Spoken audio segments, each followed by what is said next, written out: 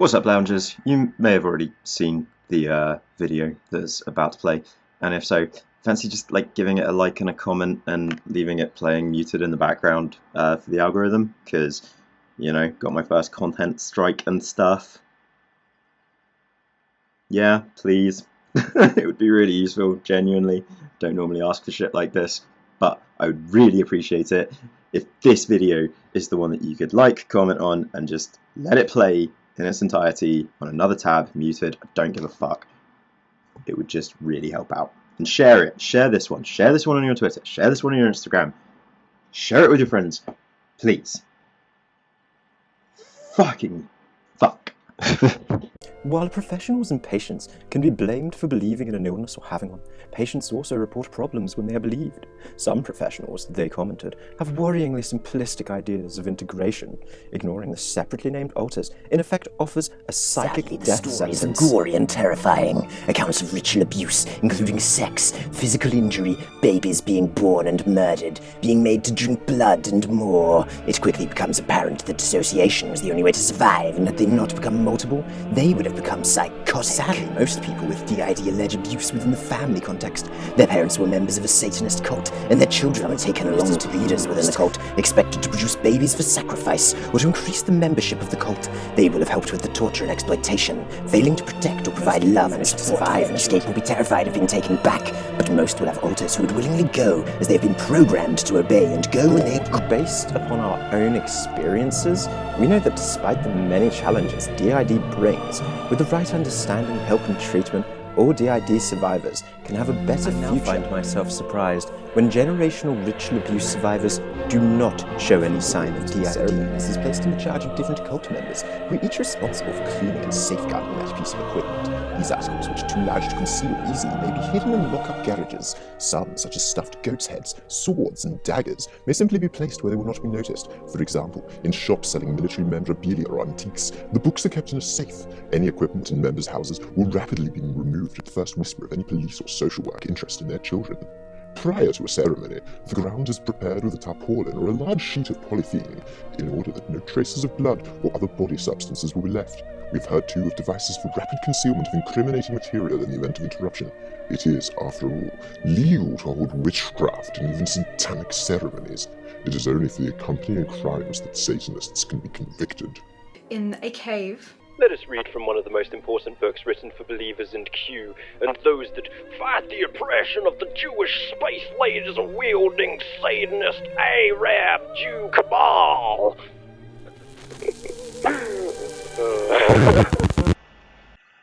So the part that was meant to be coming up, I've had to delete. 1 minute and 18 seconds of Dissociated talking, completely edited and cut up, with massive fucking pictures all over her face and all over the video. Not just pictures, like text dumps from a PDF, screenshots from a PDF, showing how her Jade Altar and her entire inner world are copied directly from a book written by an insane person called Cisco Wheeler about Illuminati mind control techniques, in which they try to convince you that the films Labyrinth and Star Trek and Star Wars are government CIA-backed mind control things, and it's a hell of a lot. Anyway, Dissociated did a strike upon my channel for that. A strike. Not a copyright claim, not a content claim, but an actual strike. So that has automatically deleted the video off of my channel, and I've appealed it, but she now has the ability to ignore said appeal for the next 6 months, during which my channel is put into this sort of like state of probation and flux, and YouTube won't be pushing my videos anymore and all sorts. Yay! But yeah, she has done a strike for 1 minute and 18 seconds of content, which is completely illegal. Completely fucking illegal! I was critiquing and reviewing said content, and it's 1 minute and 18 seconds from a half-hour long video. How bloody stupid can you be? So yeah, I think she's starting to crack, and I have a very strong suspicion that said content in last video has really freaked her out. Yeah. If you are worried about my channel, you can come give me some support and come join the Discord gang. There'll be a PayPal link below. I'm not asking for any huge amounts of money. Literally, if you want, you can send me 50p, and in return, I'll send you a link to my Discord. Cool shit. I've also got a Twitter, Instagram, and a TikTok where I upload my attempts at editing. Yeah. If she does react to my appeal and tries to say that my appeal is invalid, at that point YouTube will automatically pass it through to at that point YouTube will give me her details, her contact details, her address and all of that stuff, so that I can sue her. So we'll see what happens. Ugh, fucking hell.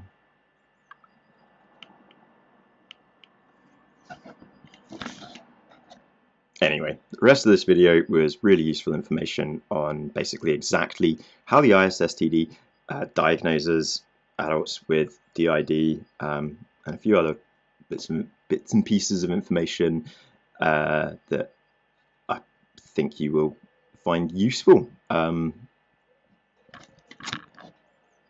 am like in a bit of shock, a bit pissed off. I've got lots of other shit going on in my life right now. I cannot handle this.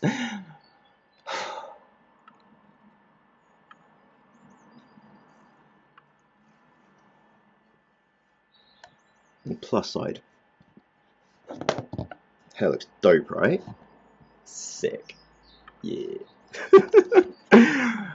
Fuck. I will link to this PDF, to this book in the document, in the description as well, this utter... No, I won't actually. I'm not going to link to that because that will get my content flagged.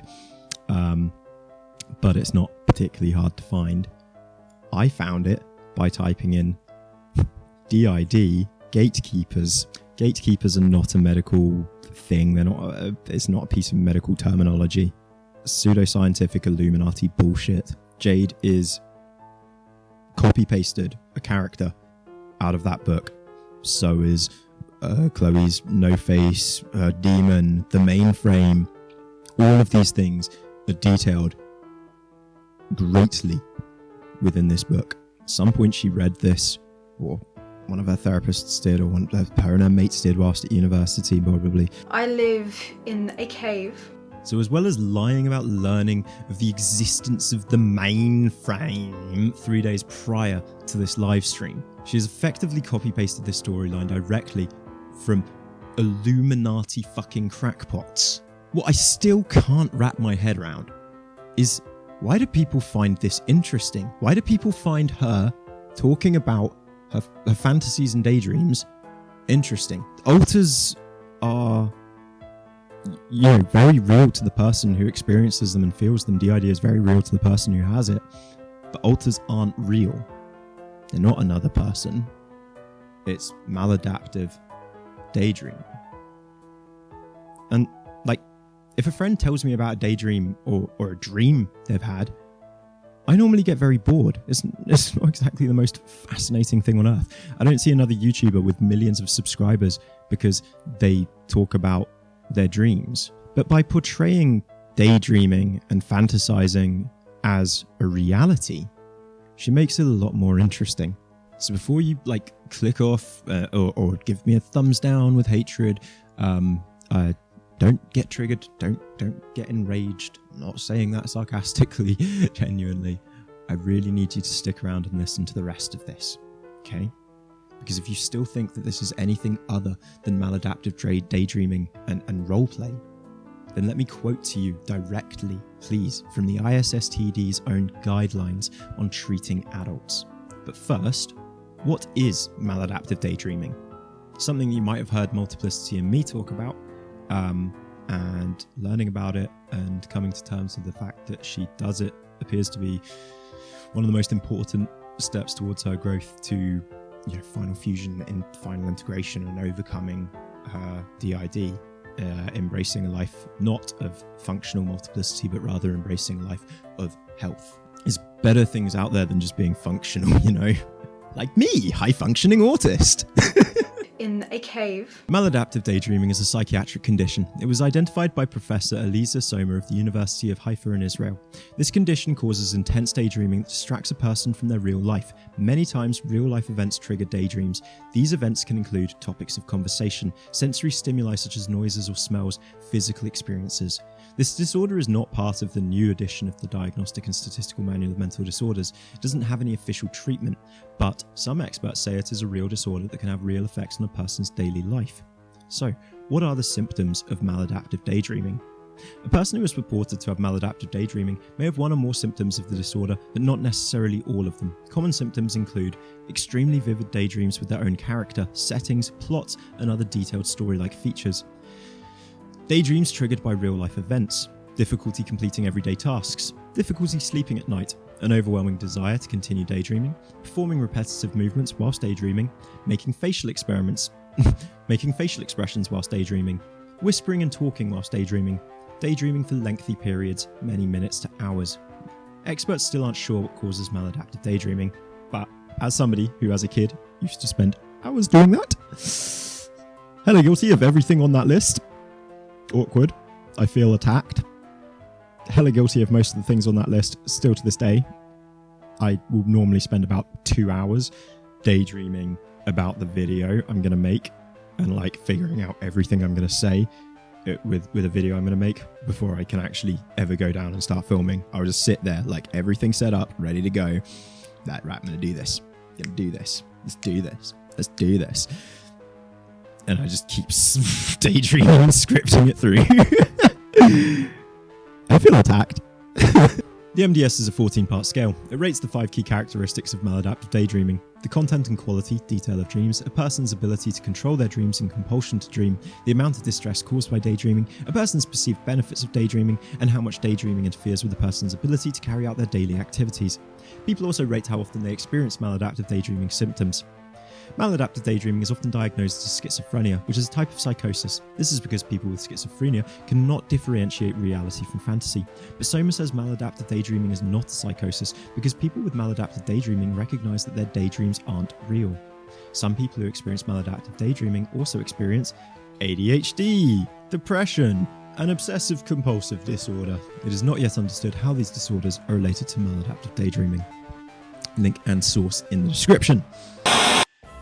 Editing Peter, just to say, don't get me wrong, I don't necessarily think that maladaptive daydreaming is an adequate or appropriate or even inoffensive diagnosis. I think most of the things on that list can be explained by ADHD or autism. But as a descriptor for a set of symptoms or features, that I'm fine with. Not sure I can ever see it becoming a diagnosis, though. The problem is, the name clearly implies that it's not healthy. Maladaptive. It is a maladaptation. It is not an adaptive feature of you. It's not positive. It is mal. A cave. Anyway, let's have a look at the ISSTD's official guidelines for treating dissociative identity disorder in adults. This is their 3rd revision from the Journal of Trauma and Dissociation, current as of... this is their most current edition. Every citation, link, reference in the thing. And if you wonder why I have such huge issues with Clo-Clo trying to hypnotize her audience and push aromatherapy trance states as a form of self-healing, page 129 of the ISSTD's Diagnostic Manual. Inexperienced clinicians may also confuse a patient's investment in a metaphorical inner child or similar phenomena with clinical DID. Clinicians who are poorly trained in hypnosis may confuse hypnotic phenomena such as the production of ego states with clinical DID. In some instances, these problems can be compounded by patients' desires to have a more interesting or elaborate disorder, resulting in the patient coming to believe that he or she has DID. For example, Boone and Dreyer described imitative DID, particularly in patients with personality disorders. Here, the patient, concerned others, and even the therapist strongly believe in the patient's identity as having DID. Among other symptoms, patients with this kind of pseudo-DID tend to be characterized by an enthusiastic embrace and display of their identities that is contrary to typical DID patients' pervasive pattern of disavowal, of dissociated aspects of themselves, of overwhelming trauma, and of the diagnosis of DID, at least during initial phases of treatment. Because hypnosis can take the form of spontaneous trance, auto-hypnosis, or heterohypnosis, trance induced by another person, some form of hypnosis inevitably takes place in therapeutic work with this highly hypnotizable group of patients. One formulation of this issue is that dissociative patients, usually unwittingly, use a variety of self-hypnotic strategies in an unbidden, uncontrolled, and disorganized way, and teaching them to exert some control over spontaneous hypnosis and self-hypnosis may allow them to contain certain distressing symptoms and to use their hypnotic talents to facilitate constructive self-care strategies. Ergo, don't go to a 20-year-old idiot on the internet for fucking hypnotherapy. Clinicians should be aware of current controversies concerning the use of hypnosis in trauma treatment, particularly the use of hypnosis-facilitated techniques to explore areas of amnesia or to further explore fragmentary images or recollections. Authorities who support the use of hypnosis for these indications point to the recovery of material that has been confirmed at a later date, and to the therapeutic progress that is often achieved through hypnotic techniques. Detractors argue that hypnosis-facilitated memory work will increase the patient's chances of mislabeling fantasy as real memory. However, it is likely that the untoward clinical outcomes attributed to hypnosis reside more in misleading cues and other misuses of hypnosis than in the modality of hypnosis itself. Evidence suggests that suggestive interventions such as misleading questions, rather than the use of hypnosis itself, produce memory distortions. In addition to being highly hypnotizable, some DID patients have been thought to be highly fantasy-prone. A minority may be so, although several studies suggest that most DID patients are only moderately fantasy-prone.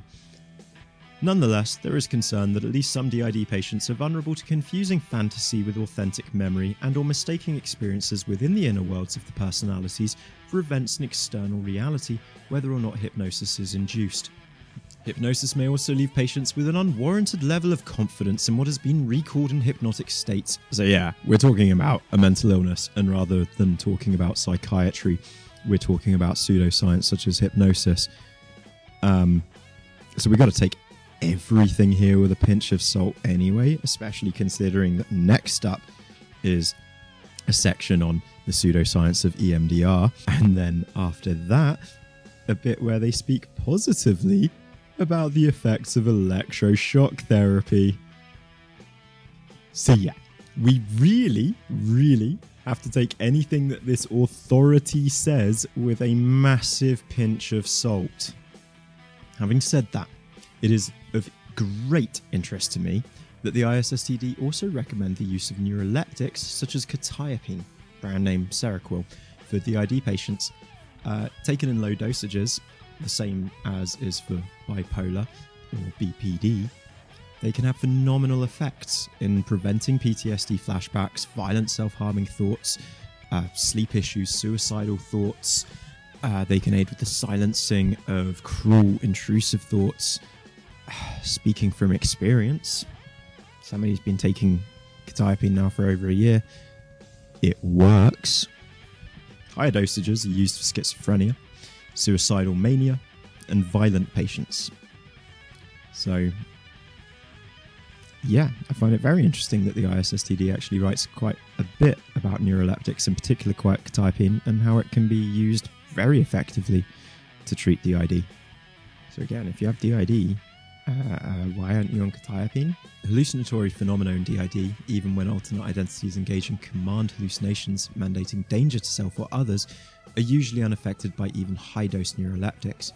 Instead, because of problematic side effects such as somnolence, neuroleptics may lead to a decreased function rather than to the disappearance of voices. I'm just going to say, somnolence ain't a downside when you have a vortex of intrusive thoughts and words and voices being projected at you by your brain all day long, telling you that, you know, you should go kill yourself, telling you in great detail how to kill yourself. You know, I used to have this little inner Pete chatting to me all day long, writing up letters to my family in my head, and sometimes actually writing up letters. I used to have this voice in my head, and the way it wanted me to do it is...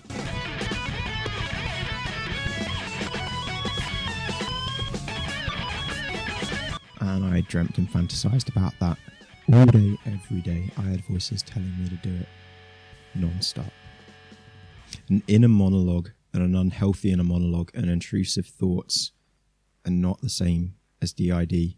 And I'm not saying that DID does not exist. And if that is what you are suffering from in a really big way, then there is a very large chance that being on neuroleptics like quetiapine could save and change your fucking life. It could stop you from killing yourself. It could stop you from ever thinking about it ever again. It could let you live. It could make you... I suffered with a huge amount of imposter syndrome this year because a whole load of my memories don't feel like my memories anymore. They don't... Like, the person I am now wouldn't dream or think about doing the things that I used to do when I used to ride my motorbike without a helmet, drunk, smoking a spliff, whilst working for Domino's. I have memories of doing that, and they feel like fantasies, like lies, and it's like, did I make that up? Did I lie about doing that stuff? I didn't. I know I didn't. But they don't feel like my memories anymore because of just how far I've come from that person. And it's really strange. So I can 100% tell you that if you were dealing with horrific levels of intrusive thoughts, insomnia, eating disorder issues, because I was anorexic as fuck as well, quetiapine, miracle pill. Literally, its biggest side effect and main concerning side effect is weight gain. Its biggest side effect is that it makes you really hungry like 20 minutes after taking it. Like, you think spliff munchies are bad? Nah, mate. Nah. One day I'll like film a mukbang after having taken my quetiapine just to show you how bad it is.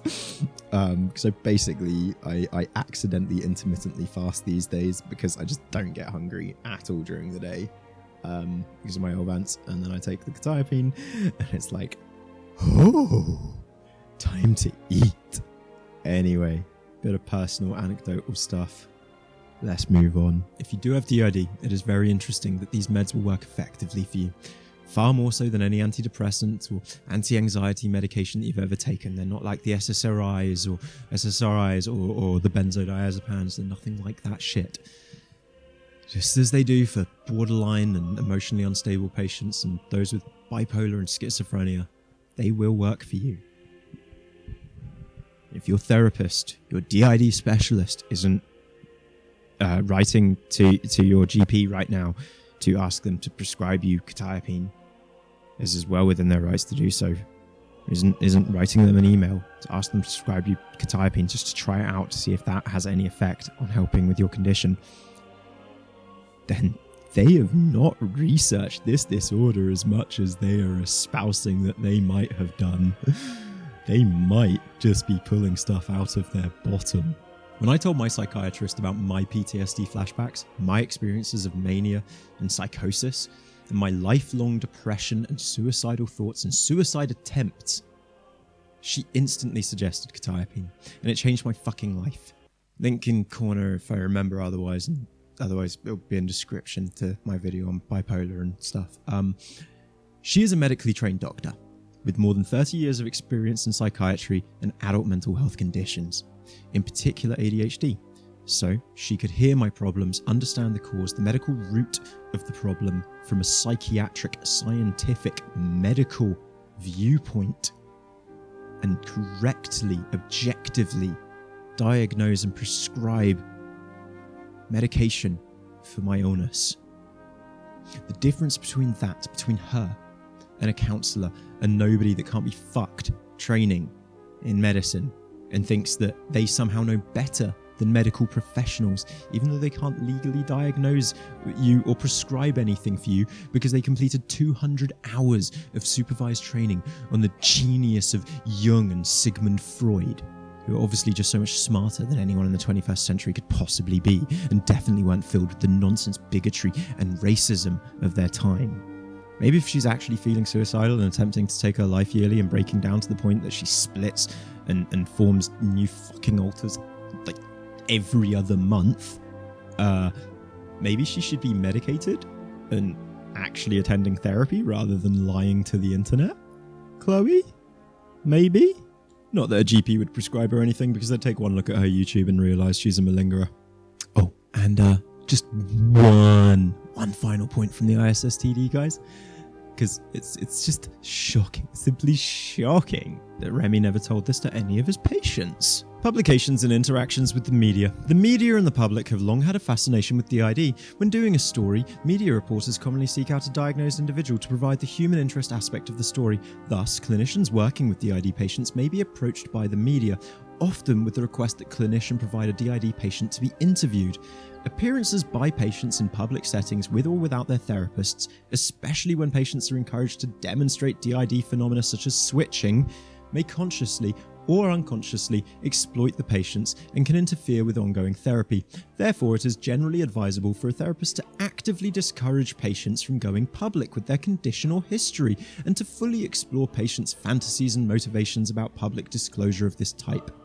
It is helpful to provide education that, in general, patients who have made themselves known to the media have had very negative experiences, often winding up feeling additionally exploited, violated, and traumatized. Woo! From all we've looked at today, what can we accurately say? That rhymed. 1.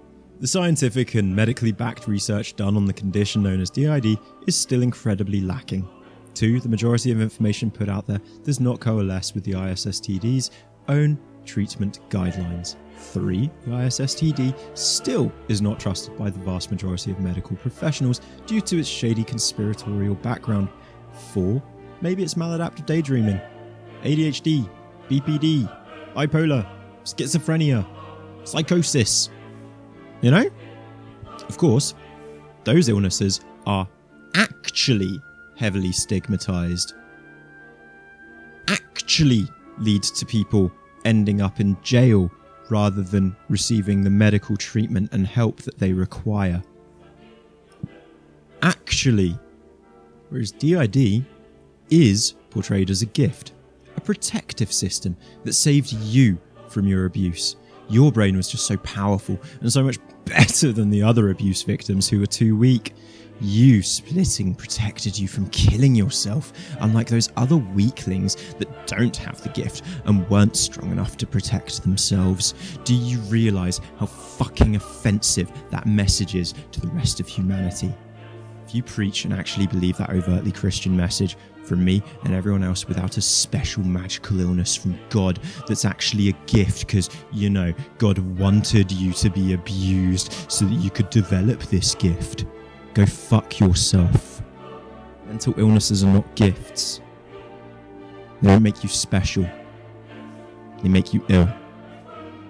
Speaking as somebody with one.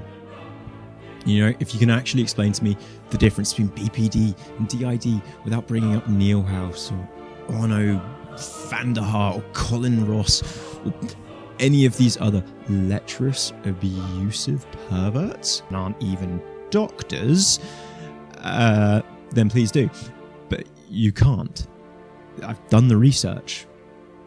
Your doctors and experts are narcissistic, abusive, manipulative, quackpot charlatans. And I'm sorry, Jess, and I'm sorry, Bobo, if you're watching this, but Dr. Mike trained at Tavistock under Valerie Sinuson, the same Tavistock that is rated inadequate by the NHS, the lowest possible rating a clinic can get before it is shut down for malpractice. So I find it hard to listen to him, especially when he is going directly against ISSTD guidelines in order to become the next Dr. Phil. In a cave. So maybe, guys, just maybe it is time for us to stop listening to Dissociadid. Maybe some of her content should be flagged as inappropriate. Maybe it's a little bit fucked up that she still has photos of Nan's self-harmed, scarified arm on her Instagram. Don't know. Or of her Wiccan, Native American, Yule celebrating, ignorantly racist, stereotype alters bad fan art. I don't know. She's problematic for a huge list of reasons. And she seems to be trying her damned hardest to figure out yet more ways to be casually racist on TikTok. Okay, soon as I stepped in the club, I hit up the back, show my niggas some love. No, Chloe, you're an adult. This isn't fucking okay. This is disgusting. Grow up. My God, you are so lucky that somebody like D'Angelo Wallace hasn't got you on his radar. He would eat you alive, you racist piece of shit. I don't know what my conclusion was gonna be. I don't care. I don't even care. Chloe's a racist. Chloe spreads factually disproven conspiracy theories. Chloe is helping funnel money towards a illegitimate charity that needs to be investigated by the government for their malpractice and funneling people towards their own clinics. Chloe faked a suicide attempt in order to hurt people, to teach the trolls a lesson. And I don't know how people can just forget that and forgive that and be like, oh, she was in a hard place. No. Normal people don't do that sort of thing when they find out that their partner's a paedophile. They don't go and attack the people that revealed to them their partner's a paedophile. Like, I made a video on her, taking the piss out of her, ripping into her, and then revealing that her partner was a paedophile. And for that, she attacked me in the most malicious and disgusting way you can imagine. And she then defended said paedophile partner for months. Oh, fuck yourself. Peace. In a cave. Don't forget to smash like and subscribe for the algorithm and leave a comment, Spooky.